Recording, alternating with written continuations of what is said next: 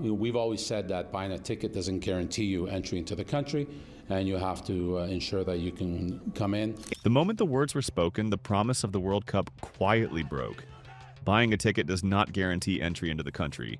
It was not a rumor. It was not a leak. It came directly from FIFA's own vice president. In a single sentence, the fantasy sold to millions of football fans around the world was reduced to a disclaimer. You can buy the ticket. You can book the flight. You can plan your life around the biggest tournament on earth. And still, you might never make it past the border. For decades, football has sold itself as the one global language that rises above politics. The World Cup was supposed to be the ultimate proof of that idea. 90 minutes where borders disappear, flags mix in the stands, and fans become one voice. But as the 2026 World Cup approaches, that dream is colliding with a harsh reality. The beautiful game is walking straight into the ugly world of geopolitics, immigration crackdowns, and international tension, and this time, there may be no way around it. Millions of fans are expected to travel to North America for the tournament.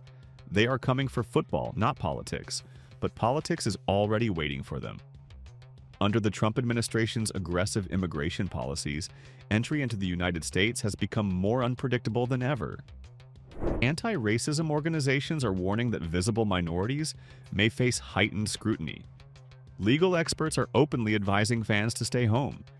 What should have been a celebration now feels like a gamble. Rafał Pankowski from Poland's Never Again Association believes the tournament risks becoming a propaganda event, one that normalizes exclusion while hiding behind the spectacle of sport. In his view, the World Cup will not just be played in stadiums, but at borders, airports, and detention rooms. The danger, he says, is not imaginary. It is systemic. The idea of boycotting a major sporting event is not new. History remembers Moscow 1980, when politics fractured the Olympic Games. Football, however, believed itself immune. Even during the controversies surrounding Qatar, the World Cup went ahead. This time feels different. The fear is not abstract, it is personal. Fans are not debating human rights reports from afar. They are asking whether they themselves will be allowed to enter the country.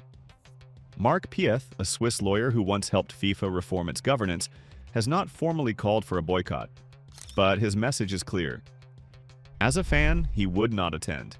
He describes the situation as tragic, placing the United States in the same conversation as countries known for authoritarian control. That comparison alone would have sounded absurd 10 years ago. Today, it is being said out loud. What escalated this crisis was FIFA's response, or rather, its refusal to take responsibility. Victor Montagliani did not deny the problem, he confirmed it. Entry decisions, he said, are entirely the responsibility of the host country. FIFA can sell tickets. It cannot guarantee access. For fans, that statement changed everything. It transformed concern into certainty. This admission reopened an old warning that many wanted to forget. Years ago, former FIFA president Sepp Blatter cautioned against awarding the World Cup to the United States. At the time, his words were dismissed. Blatter was deeply corrupt, and few were willing to take him seriously. But he understood global power dynamics.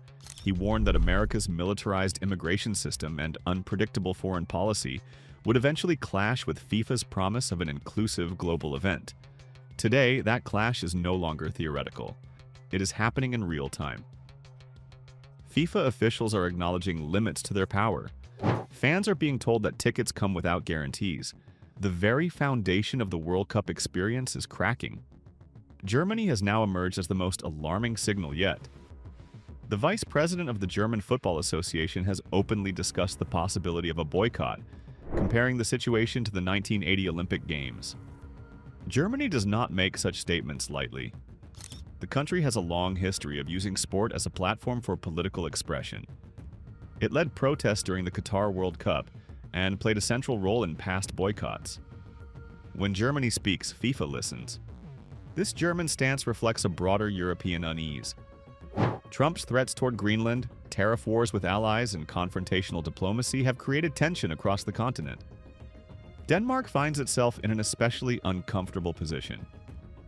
How does a nation participate in a tournament hosted by a leader who openly discusses annexing its territory.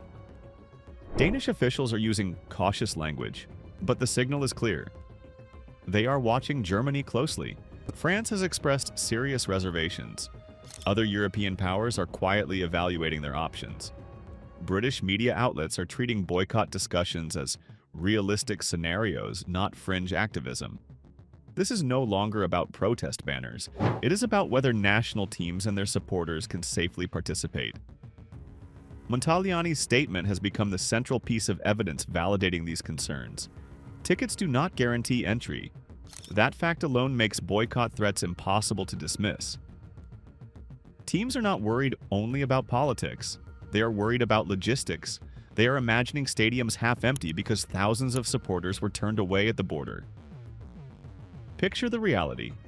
A fan saves money for years, buys a ticket worth thousands, flies across the Atlantic, arrives at an American airport, and is denied entry. No clear explanation. No fast appeal, just a refusal and a return flight home.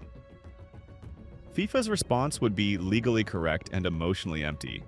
We sold you access to the tournament, not access to the country. This is not a flaw in the system. This is the system working as designed. The financial consequences could be enormous. Sponsors like Coca-Cola and McDonald's did not invest billions for silent stadiums. They paid for atmosphere, passion, and global unity. If major football nations withdraw or limit participation, sponsors may demand refunds or terminate agreements. The World Cup's business model depends on Europe's involvement. Without it, the numbers stop working. Unlike Qatar, this crisis is not about distant moral objections. It is about direct diplomatic conflict. European governments are dealing with economic threats and political hostility from the host nation itself. The risk feels immediate, personal, unavoidable. As the United States grows more unpredictable, Canada and Mexico are quietly stepping forward. They are positioning themselves as stable, welcoming alternatives. Canada's leadership is using diplomatic channels to promote a safe haven narrative. Mexico is drawing on decades of World Cup experience to do the same. This is not public confrontation, it is strategic preparation. Behind closed doors, FIFA is already discussing contingency plans. Officially, nothing has changed. Unofficially, emergency meetings are happening. Canada and Mexico already host a significant portion of the tournament. Their infrastructure is ready. Their borders are perceived as more predictable. Their visa systems are seen as less hostile. Mexico has hosted the World Cup twice. Canada recently hosted a Women's World Cup. Both know the logistics. Both are capable of absorbing additional matches if needed. The economic incentives are massive. Each World Cup match brings tens of millions in local spending. Hotels fill, cities thrive. Tourism boards are already preparing campaigns aimed at European fans. The message is subtle but powerful. You are welcome here. From a practical standpoint, the shift makes sense. Flights to Canada are shorter for European teams. Time zone differences are smaller. Visa processes are simpler. Even without politics, these factors matter. With politics, they become decisive. Inside FIFA, the stakes could not be higher.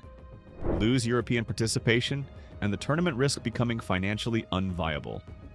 Salvage it by relocating matches, and the organization may preserve its commercial future while humiliating its primary host. In either scenario, Canada and Mexico emerge as winners. This is the new reality of global football. The myth that sport exists outside politics has collapsed. Borders matter, policies matter. Words spoken by politicians echo all the way to the pitch. The 2026 World Cup was supposed to unite 3 nations. Instead, it may expose the deepest fractures of our time. Fans, teams, sponsors, and governments now face a choice between passion and principle, between loyalty to the game and concern for safety. The beautiful game has always reflected the world around it. Right now, that reflection is tense, divided, and uncertain. The only question left is whether football will bend, break, or find a new way forward. Because for the first time in modern history, the world's biggest tournament is not being decided on the field, but at the border.